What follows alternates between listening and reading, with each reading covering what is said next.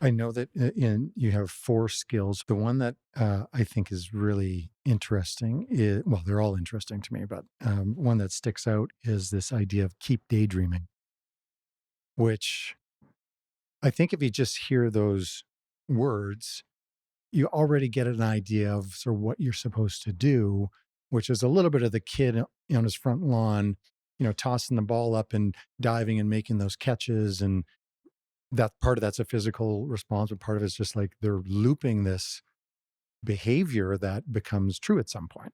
Absolutely. And there are different types of daydreaming. So you can, that's sort of a more, that could be a highlight that you want to see, or trying to practice a skill in your head. But there's other things to daydream about too, about maybe responding in a contentious situation differently, being calm and composed, sort of fighting back when things are getting tough, not just giving up or, holding back. So there's all sorts of different ways you can look at it. But my interest in calling it daydreaming is that we all do it, but we should just be a bit more focused about it. And it doesn't take as long as people think. I'm talking about 5 seconds, 10-second little clips in your head of seeing how you want to respond or something you want to change. That's where the money's at, if you ask me. And even so, the research that I'm still involved in at U of T with the medical department, we looked at surgical residents and saw what happened when one group got some mental training, imagery, visualization, daydreaming, but a bit more extensive. And it turned out that those who got it were not only less stressed, but they had better outcomes. So Wow. it's super powerful, and it's really underrated in how it can help you change your behavior or draw you towards a goal. That's fantastic. Are you familiar with Ellen Langer, Dr. Ellen Langer from Harvard? No. So she's a Harvard psychologist. Her research is all about health. So psychology as it relates to health. So she's very big. I think that probably the biggest topic is mindfulness versus mindlessness. So go about the same thing you've done, so many times, but you're not paying attention. You're just doing. That's the mindless approach versus what you just described sounds to me like it's you a more mindful, like, what am I actually doing here? How am I trying to help this person? You have to think it through.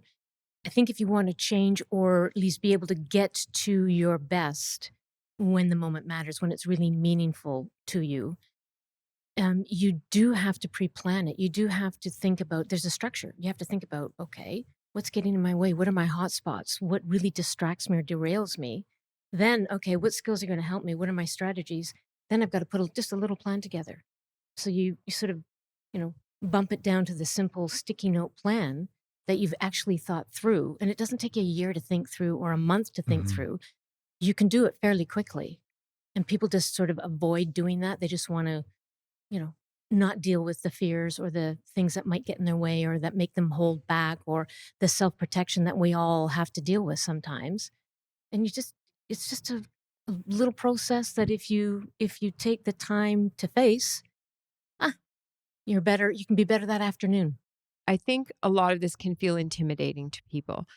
And they think of this area of psychology that they don't really understand it. And so a lot of the athletes that I work with, they think that visualization is a big deal. You have Ah, to lie down somewhere ah, quiet and you have to have half an hour. And none of them have half an hour to lie down I somewhere don't. quiet, I right? wouldn't do it. Yeah. And that's, I think, what is really interesting about your approach. I'm also interested in applying these principles to people who are not necessarily competing in sports. So the surgeons is Yeah. very interesting, or the medical students is very interesting to me. Can you explain kind of exactly? So the group that you had doing the mental training, what was it exactly? What were they supposed to do? They were supposed to, we put together a script for a Hmm. particular laparoscopic procedure. So they could read it, see it, go through it, get the image in their mind, see themselves doing it, practice for any crises or mistakes, and review and have a way to manage it, to, I guess, reconnect with what they need to be doing, to be able to get their focus back in the moment, because that's what happens to us. we shift over into, all these really made up fears and worries and whether I can do it could be self-talk, expectations, etc. And we're no longer on the task. So I always talk about, okay, you've got to be able to shift when you drift. So when you drift back onto all those things, you need to have some sort of focus to get back onto task related technique, tactics, whatever it is. That's the easiest way to draw yourself back into the task. Shift when you drift is a very interesting way to put it. And I do think lately, a lot of the athletes I deal with are under 18. And this screen, like some of them actually, we say, leave your phones in your bag. Some of them will bring their phones in their pocket for a warm up. And you'll see them checking, or literally, I saw a guy like FaceTiming his girlfriend during warm up the other day. I said, actually, I picked it up and said hi to his girlfriend. I said, he's at practice right now. We're going to just make this call later. But it's incredible. And then you hear the research that potentially it really is impacting our attention span. And you think about kids at school with their phones. They do have them in the classroom. Whether we say they're not supposed to be there or not, they are there. Are you finding that when you have some younger athletes? Well, and look, we're all on our phones too. Yes. Is it affecting all of our attention span? I think so. Okay. Absolutely. How do we fix that shift when we drift? Yes, you have to, but you have to think it through first. Right. There might be just, you don't have to invoke this huge strategy to deal with it. It's just pick one or two situations that, okay, this is actually not helping me, or this is getting in the way, or annoying someone, or breaking up my focus. Pick that situation and actually consciously figure out how you're going to manage it next time it happens. Got it. It's as simple as that. But again, if you just sort of give it lip service and think about it, it might happen, it might not. But if you actually think about it so you can decide what the next steps would be, what do I do in the moment when I want to grab my phone? Maybe I can take a different path. Do you have a tangible example Of that one? Yeah, that you worked with somebody on, like just developing that, what seems like a simple skill set. It is, but it's the same thing that you apply whether you're a surgical resident Right. or a kid in warm-up. It's the same thing. If you try to do it in the moment, might work, might not. Not reliable. You got to do it ahead.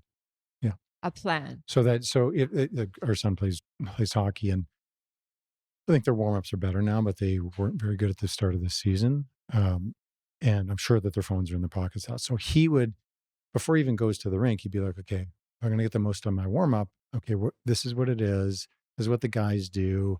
Okay, I'm going to be part of the team and do this, that, and whatever. But I have to do this piece, and this piece on my own to make sure physically I'm warmed up and I get some mental engagement out of it.